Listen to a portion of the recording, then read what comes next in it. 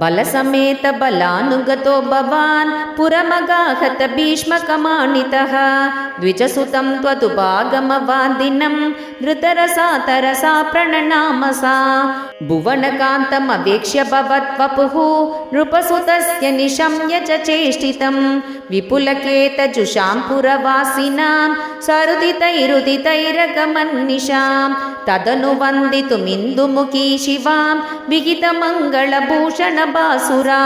निरगमद्भवदर्पितजीविता स्वपुरतः पुरतः सुपडावृतां कुलवधूपिरुपेत्य कुमारिका गिरिसुतां परिपूज्य च सादरं मुहुरयाचत तत्पदपङ्कजे निपतिता पतितां तव केवलं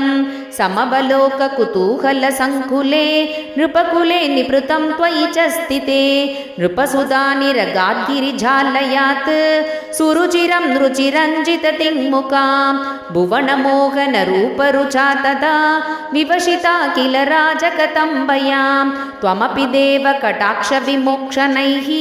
प्रमदया मदयाञ्च कृषे मनाक् क्वनुगमिष्यसि चन्द्रमुखीतितां सरसमेत्य करेण हरञ्छनात् समतिरोप्य रतं त्वमपाकृताः भुवि ततो विततो निनतो द्विषां क्वनुगतः पशुपाल इति कृता कृतरणाय दुभिश्च जिता नृपाः न तु भवानुत चाल्यत तैरहो पिशुनकैशुनकैरिव केसरी ततनु रुक्मिणमागतमाघवे पदमुपेक्ष्य निबध्य विरूपयन् कृतमतं परिमुच्य बलोक्तिभिः पुरमया रमया सह कान्तया नवसमागमलज्जितमानसां प्रणयकौतुकजृम्भितमन्मताम् अरमयः खलु नाथयता सुखं प्रहसितां हसितां शूलसन्मुखीं विवितनर्मभिरेव महर्निशं प्रमदमाकलयन् पुनरेकतां ऋजुमतेः किल वक्रगिरा भवान्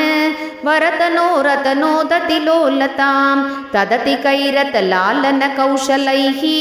प्रणयिनीमधिकं चुकयन्निमाम् अयि मुकुन्द भवच्चरितानि नः प्रगदतां गततान्तिमपाकुरु। श्रीहरये नमः श्रीहरये नमः श्रीहरये नमः। सर्वत्र गोविन्दनाम संकीर्तनं गोविन्द गोविन्द।